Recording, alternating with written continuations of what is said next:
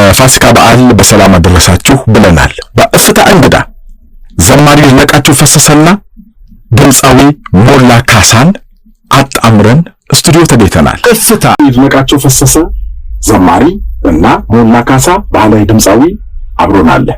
ሙለር ኮንሶ ሞላ ካሳ ስልግር እንዳይላችሁ ማለት ነው። እንኳን በሰላም መጣችሁ። እንኳን በሰላም ጠበቃችሁ። ሰላም ቆያችሁ። ከመንፈሳዊ ወደ ዓለማዊ እንሂድ አይሻልም? ትክክል። በቅድስት ስላሴ መንፈሳዊ ዩኒቨርሲቲ ሁለተኛ ዓመት ተማሪ ነውና ምን ግር እንዳለ ታውቃለህ?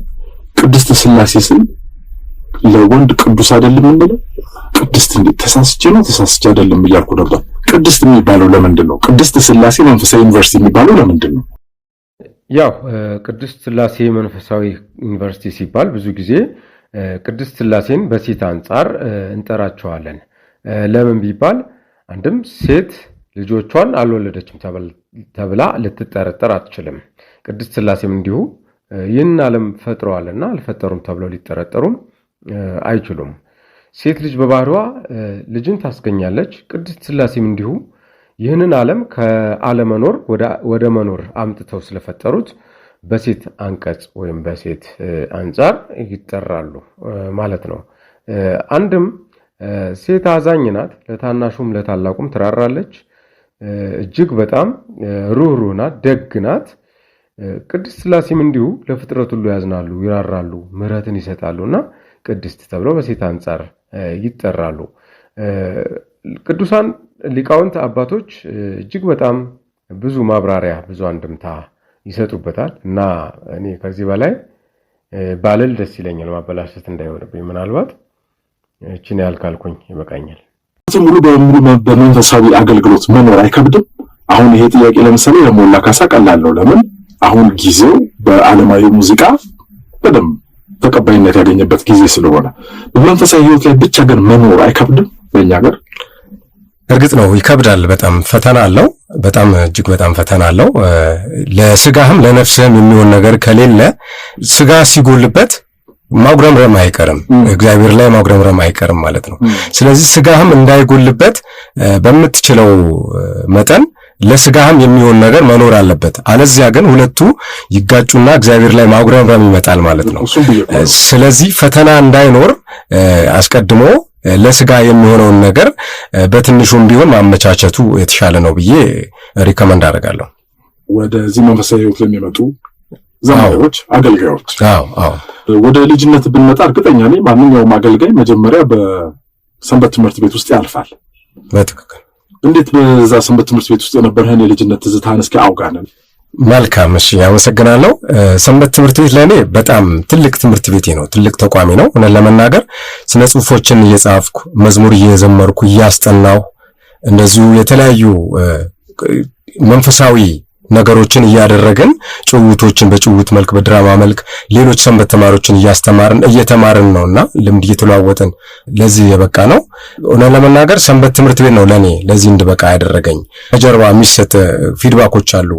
መዝሙር ሳስጠና ስዘምር ዘማሪ ብትሆን እንደዚህ ካሴት ብታወጣ የሚሉ ፊድባኮች ነበሩና ተስሎብኛል፣ ተቀርጾብኛል ይሄ ነገር ማለት ነውና ያደረኩ ስመጣ በመምህራንም ልክ እንደዚሁ በጓደኞቼም በአገልግሎት በሚመስሉኝ ጓደኞቼ ማለት ነው ለአገልግሎቱ ይበልጥ ፍቅር እንዲይዘኝ ፍቅር እንዲኖረኝ ያደረገኝ ሰንበት ትምህርት ቤቴ ነው ብዬ አምናለሁ። በዚህ አጋጣሚ ሰንበት ትምህርት ቤት ውስጥ የነበሩ በደንብ በቃ ጉልህ አስተዋጽኦ ያደረጉ ጓደኞችን መምህራንን አንሳና በፋሲካው እናወድሳቸው እንጂ አይደል? ጥያቄ ካለ በነገራችን ላይ አንተ መቀጠል ትችላለህ። አዎ በኔ በኩል ደስተኛ ምንኝም አሁን ደግሞ የሆነ ትንሽ ከእምነት ጋር ያለው ነገሮች ዘፋኝና ዘማሪ አብሮ ሲቀመጥ ለኔ የሚከብደኝ ነገር አለ። እኔ ከሱ ጋር በመሆኔ ደስተኛ ነኝ፣ ግን እንደ እምነታችን ደግሞ ትንሽ ከራሴ ጋር እንትን ያለው ነገር አለ። ምንም አይከብድም። እሺ መልካም። እሺ ለማመስገን ያህል በመንፈሳዊ ህይወታችን በጣም ጠንካራ እንድንሆን ገፍተን እንድንወጣም ካደረጉን መምህራኖች መካከል በዋናነት አለማየሁ ዘለቀ የሚባል በእኛ በምሁርና አክሊል ወረዳ ሴባ መካነ ሰላም አቡነ ተክለ ሃይማኖት ቤተክርስቲያን ሰንበት ትምህርት ቤት ሲቆረቆር ጀምሮ ሲያገለግል እንደው ከህፃናት መዘምራን ጀምሮ እያለን ኮትኩቶ ያሳደገን እያስተማረን ሃይማኖታዊ ትምህርት ማለት ነው ያሳደገን ወንድማችን ነው። መምህር አለማየሁ ዘለቀ ይባላል። ሌሎችም አሉ በጣም ሊመሰገኑ የሚገቡ እና አሰገደች የምትባል እህታችን አለች። በጣም ጠንካራ ሰንበት ተማሪዎች ነበሩ። እንደው አርአያ አድርጌ የምቆጥራቸው እነሱን ነው እኔ። በተጨማሪም የኛው አካባቢ ተወላጆች እንደዚሁ ለቤተ ክርስቲያን ቀናኢ የሆኑ ወንድሞች መወዳቸው ማከብራቸው ወንድሞች አሉ። ለቤተ ክርስቲያን እጅግ በጣም ቀናኢ ናቸው። አገልጋዮችን ያበረታሉ፣ ቤተ ክርስቲያንን ያንጻሉ። ለኔ ደግሞ እጅግ በጣም ከምጠብቀውና ከሚገባኝ በላይ ለዚህ እንድደርስ እንደው የትም አልደረስኩም፣ ገና ይቀረኛል። ግን እስካሁን እስካለሁበት ድረስ እንኳን እንድደርስ ጉልህ ሚና የተጫወቱ ወንድሞች አሉ። በዚሁ አጋጣሚ በእግዚአብሔር ስም ላመሰግናቸው ወዳለሁ። በጣም ምስጋናው ድረስ ያለው ለፋሲካ አንድ ዝማሬ እንስማና እንመለስ አይደል? መልካም።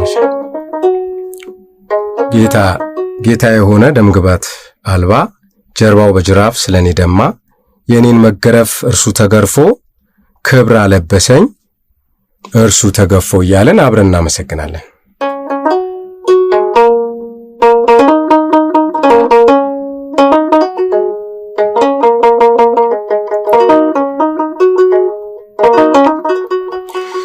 ጌታ የሆነ ደምግባት አልባ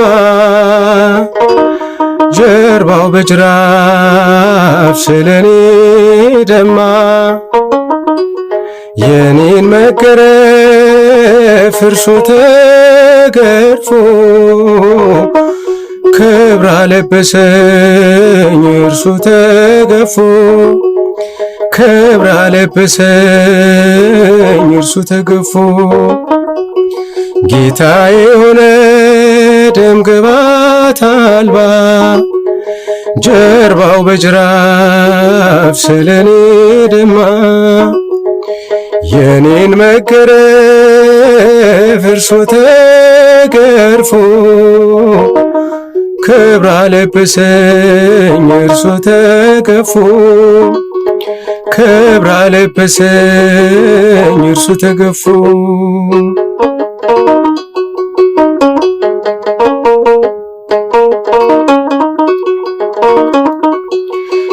በሐሰት ሸንጎ ወጥመድ ተጠምዶ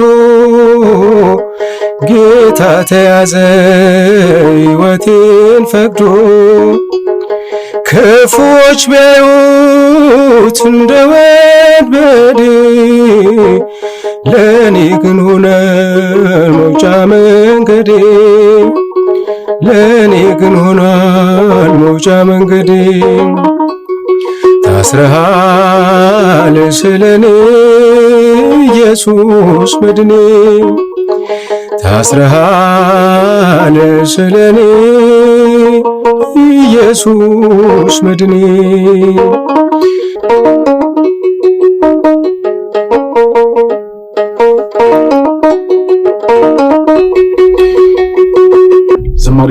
ዝማሬ መላእክትን ያሰማልን በል እንጂ ዝማሬ በጣም በቃ ወሰደኝ እኮ የምር እንዴ ደስ በግል አካውንቲንግ ትምህርት ወስደሃል። በተዝዩ ማርሻል አርቱን ታሰለጥን ነበር። ከማርሻል አርት እንግዲህ አስበዋል ቱቦ ከመዝጋት መንፈሳዊ ህይወት እስቲ ሽግግሩን ዩኒቨርሲቲ ወጥቶ ያለው ሊዛውራ መልካም። እሺ አርባ ምንጭ ዩኒቨርሲቲ ያለው ሞር ከትምህርቱ በላይ ወደ ማርሻል አርት አሰልጣኝ ማስተር አለና አባቡ ይባላል። አሁንም ወደ ሐዋሳ መጥቷል መሰለኝ። አሁንም እያስተማረ ነው። በጣም ጎበዝ አስተማሪ ነው። የሱን አርአያ ለመከተል በጣም ስጥር ነበረ። እዛ ስማር እያለ ያው በዩኒቨርሲቲ ህይወቴ ውስጥ ትልቁ ሚና የወሰደው ስፖርት ነው ማለት ይቻላል። ከትምህርቱ በላይ ጎን ለጎን ደግሞ የተለያዩ የማስታወቂያ ስራዎችን የተማሪዎች ዌልካም ፕሮግራም ሲኖር፣ ጂሲ ፕሮግራም ሲኖር አራቱም ግቢ ላይ የዞርኩኝ የፕሮሞሽን ስራ መድረኮችን የመምራት አይነት ስራዎችን ሰራ ነበረ። ኢቭን ከተማ ውስጥ ያሉ የግል ኮሌጆች ጭምር እኔን ይፈልጉኝ ጀመር በድምጽ ፕሮሞሽን በተለይ ማለት ነው። ከአዲስ አበባ አዳዲስ ሲኒማዎች ሲመጡ እኔ ነበርኩኝ ፕሮሞት ማድረገው በድምጽ ማለት ነው።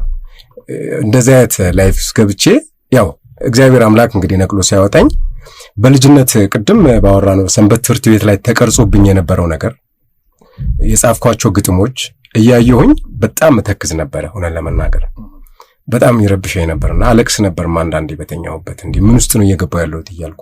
ከምን አንፃር እንደዚህ ያልኩት በዛ ህይወት ውስጥ ከፕሮግራም መሪነት ከፕሮሞሽንነት ወደ ዘፈን ሁላ ክለብ ውስጥ ሁላ መግባት ጀምሬ ነበር። አርባ ምንጭ ውስጥ የሚያውቁ ጓደኞች ያሉ ዩኒቨርሲቲ ጓደኞቼ ምስክር ናቸው ማለት ነው።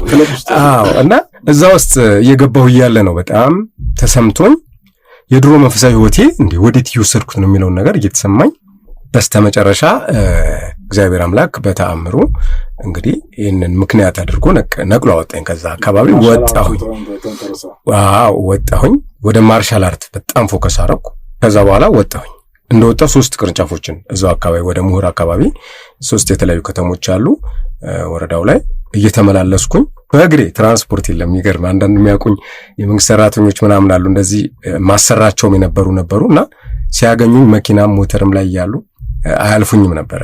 እነሱ ያገዙኝ ከአንድ ቦታ ወደ አንድ ቦታ እየሄድኩኝ እንደዚህ ነበረ መሰራውና ብቻዬን 3 ቅርንጫፍ አይከብድም? ትንሽ ይከብዳልና በዛ ላይ ትራንስፖርት ብዙ የለም። አዎ ብዙ የለምና አደሩ ላይ ደግሞ ማሻራር እርግጠኛ ነኝ እኔ በደንብ ነገር አይደለም። ብዙ አልተለመደም። አዎ ብዙ አልተለመደም። እኔ ነበርኩኝ ከእኔ በፊት አንድ ልጅ ነበረ። አላውቀውም፣ በርግጥ አልደረስኩበትም። ብዙ አልቆየም አሉ። እሱም ወጣ። እኔ ደግሞ ከ3 ዓመት በላይ እዛ ቆየሁኝ። ኮሌክሽን መዝሙሬን ሰራሁኝ። ከዛ በኋላ ወደ መንፈሳዊ በጣም መጠጋት እንደነበረብኝ ገምቼ ኮሌክሽን መዝሙር ሰራሁኝ። ከኮሌክሽን በኋላ ነው እንግዲህ ወደ ሙሉ አልበም የመጣሁት ማለት ነው። ከ6 ዘማሪያን ጋር ነው። ከ6 ዘማሪያን ጋር እንዴት ያንን እድል አገኘው? እንደ አጋጣሚ ኤፍቢ የረጅም ጊዜ ኤፍቢ ተጠቃሚ ነኝ እኔ እና ኤፍቢ ላይ ስናወራ አንድ ወንድሜ ነበረ እንደዚህ ያበረታኝ ነበረ። ይጌ ነፍሱን ይማረው። ይጌ አሁን አርፏል ባለፈው። ይገረም ጸጋዬ ይባል ዲያቆን ይገረም ጸጋዬ እሱን አወራው ነበርና እሱ ስናወራ በቃ የሆኑ ልጆች አሉ እንደዚህ ያገናኛል እያለ ኮሌክሽን የሚሰሩ ልጆች ያገናኛል እያለ እንትን ያወራኝ ነበርና ስልክም ተቀያየረ ምናምን መደዋወል ጀመርኩኝ። ሁሉም የአዲስ አበባ ልጆች ናቸው። የቃሊቲ የአቃቂ መድኃኔዓለም ልጆች፣ የመርካቶ ደብረ ኃይል ቅዱስ ራጉኤል አገልጋይ እነሱ ናቸውና 6 ሆነን አንደኛው ነኝ ማለት ነው።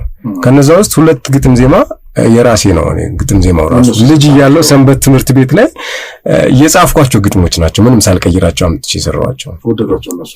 አዎ እንደዛ እያልን ቀጥለኛል ማለት ነው። ምን አመስግናት አይደል? አዎ ከማይጠፋው ዘር ተወለደ። አዎ ቀጥሎ 2 አልበሞችን ሰራ። እዚህ ውስጥ አሁንም ነው የሚባለው አለ ዝማሬ፣ ግጥም፣ ዜማ፣ ቅንብር የትኛው ነው አንተ ስትሰራው የሚቀል? ብዙዎቹ ላይስ በእንዴት አይነት ሁኔታ ነው የተሳተፍከው? በራስ ላይ ማለት ነው። አዎ እኔ ምናልባት ያው እዚህ ላይ እንትን ምለው ግጥምና ዜማ ነው የምሰራው። የራሴም ላይ ለሌሎችም ቢሆን ግጥምና ዜማ ነው የሚቀርልኝ። ቅንብሩ ምናምን ላይ የለውበትም። ወደፊት ግን ኖርበታለሁ ብዬ አስባለሁ ከእግዚአብሔር ጋር ዳር እያልኩኝ ነውና አሁን ለጊዜው ግን በዋናነት ግጥምና ዜማ ላይ ትኩረት አድርጌያለሁ። የራሴ ስራዎችም እንዳለ የተሰሩት በራሴ ናቸው።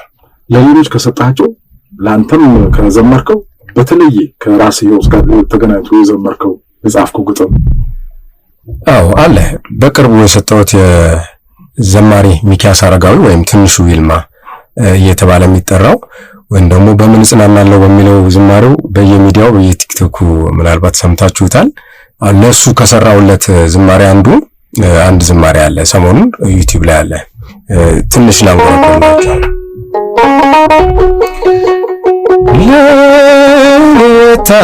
ለታረደው የደነት በግ ከሰማይ የመጣው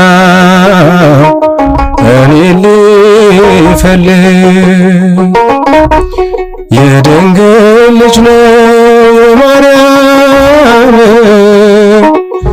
በደም ያነጻ መድኃኔዓለም የድንግል ልጅ ነው የማርያም በደም ያነጻ መድኃኔዓለም አንዳች ኃጢአት ሳይኖርብህ የኔ ጌታ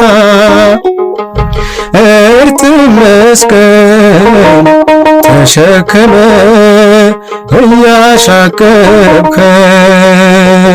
ቦታ ሲያዳፉ ሲተፉብ ምራቃቸው እኔን ብለው የተናከው ለምንድነው? ምን የታረደው የድነት ሕይወት ከሰማይ የመጣው እኔን ሊፈልግ የድንግል ልጅ ነው የማርያም በደም ያነጻኝ መድኃኔዓለም የድንግል ልጅ ነው የማርያም በደም ያነጻኝ መድኃኔዓለም ያለ ይቀጥላል። ዩቲዩብ ላይ የተለቀቀው በ10 ቀኑ ነው። በደንብ እየታየ ነው። ምናልባት እዛ ላይ ሙሉውን ማግኘት ይችላሉ። ጥሩ ከአንተ ጋር የተገናኘ ሳለ ዝማሬ? አዎ ምናልባት ያው ቁጥር 2 መዝሙሬ ላይ እዚሁ ላይ የሆነ ጊዜ ስራ ቦታዬ ላይ አደጋ ደርሶብኝ ነበር። የመኪና አደጋ። የምግብ ኮምፕሌክስ የጫነ አይሱዙ ገብቶ እኔ ራሴን ያገኘው ጠረጴዛዬ ላይ ነበርና ቆሜ ማለት ነው። ፍሬንስ በጥስ እናንተ ግዳጅ ውስጥ ገብቶ ነው? ፍሬንም ቢያለውና ሲገባ ስራ ቦታዬ እንዳጋጣሚ የምሰራበት ቦታ አስፋልት ዳር ነው። ፍሬንም ቢሲለው ጠምዝዞ ሲገባ ቀጥታ እናትና ልጅን ገጭቶ ነው። እንዳጋጣሚ እግዚአብሔር በተአምራቱ እናትየው ተረፈች። በብዙ ውጣ ውረድ በብዙ ሕክምና ተርፋለች። ሕፃኑ ግን ወደ ጎማ ስር ነው የተገኘው። እግዚአብሔር ነፍሱን ይማረው እና እኔ ግን ሰው ሲያለቅስ የነበረው ወይኔ ድኒ እያለ ድምጽ ይሰማኛል፣ የሚያለቅስ ሰው ያልና እኔም በቃ መቶኝ የገባ ነገር ነበር መሰለው ሰውና እኔ ግን ያው በድንጋጤ እንግዲህ ጠረጴዛ አለች፣ እንደዚህ ዴስክቶፕ ኮምፒውተር አለች፣ የሆነች ስራ መሰራባት ጠረጴዛ ላይ ወጥቼ ብድግ ብዬ ቆሜ ያገኘሁት በህልሜ ነው በሆነ እስክል ድረስ ማለት ነው። የድምጹ ይሰማኛል የመኪናው ሲገባ ማለት ነው፣ ቡብ ሚል ድምጽ ግን በቃ እውን እስከማይመስለኝ ድረስ ማለት ነው ነበር። እንደዛ አይነት ተአምር አይቻለሁ። በእርግጥ የሆነ ስራ እየሰራሁ ነበር ለሆነች እህታችን የሰራውላትን ግጥም ዜማ እሱን ኤዲት እያረኩ እያለ ነው እውነት ለመናገር ቁጭ አድርጌ ዴስክቶፕ ላይ እሱን ኤዲት እያረኩ እያለ አልቆ በስሎ ሞሽን ቪዲዮ እየሰራውለት እያለ ነው እንትን ያልኩኝ እና ይሄ በራሱ የእግዚአብሔር ታምር ነው ብዬ ነው ማስበውና ከዚህ አደጋ የከፋ አደጋ ይድናል ብሎ ማንም የሚያስብ የለም። በዛ ባጠገቡ ያለፈ ሰው በሙሉ በጣም ሲደነግጥ ነበር። ከዚህ ሰው ይተርፋል፣ ሰው ይድናል እያለ ነበር ሲያልፍ የነበረውና ተርፍ ያለው እኔ እግዚአብሔር ይመስገን ያው ለተአምር አቆይቶኛል።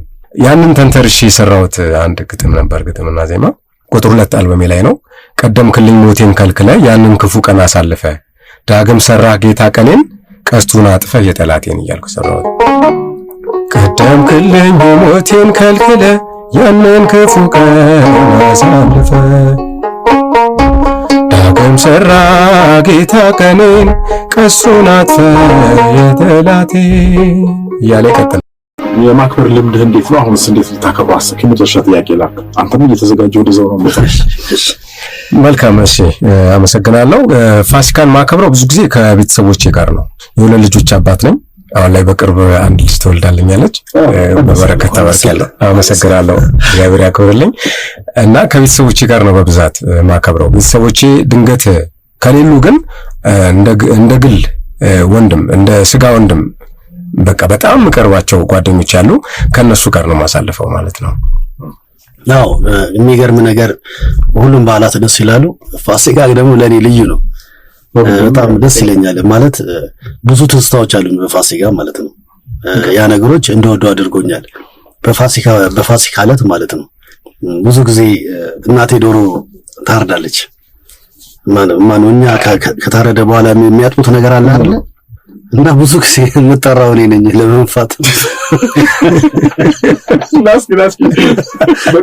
ላስቲ ይባላለሁ። አቤት ንፋ የሚባለው ነገሮች ብዙ ጊዜ በቃ ያው ፋሲካን አንድ ሜሞሪ በጣም ማለት ከአንድም ሁለቴ ሶስቴ ብዙ ጊዜ ማዘሪያንን አስነፍታኛለች። ናንፋ ትለኛለች። ጎበዝ እኮ ነው ትለኛለች። ዶሮዋን ወጣጥሬ እስክትፈነዳ ድረስ ማድረጋት ነው እኔ እንኳን ጎበዝ ተብዬ። ግን የሚያሳዝነው ነገር እኔ የመጨረሻ ልጅ ነኝ ለቤቱ። አንድ ብቻ ከኔ ታናሽ አለ። ግን እንደዛም ነፍቼ የሚሰጠኝ ጉሮሮ እንደዛ ነፍቼ ታፋውና ምናምን የተላለቆች ይደርሳቸዋል። ለኔ ሁሉ ጊዜ ምንድነው ጉሮሮ መሰጭኝ እላታለሁ ከእናቴ ጋር የዶሮ ጉሮሮ ብቻ መሰጭኝ እንደዛ ነፍቼ እላታለሁ። እድሜ ነው። እንኳን አደረሳችሁ ሁላችሁንም። ፕሮግራሙን በዚህ አይነት ሁኔታ ነው የምንሸኘው። አድማጮች አብራችሁን ስለነበራችሁ በጣም ደስ ብሎናል።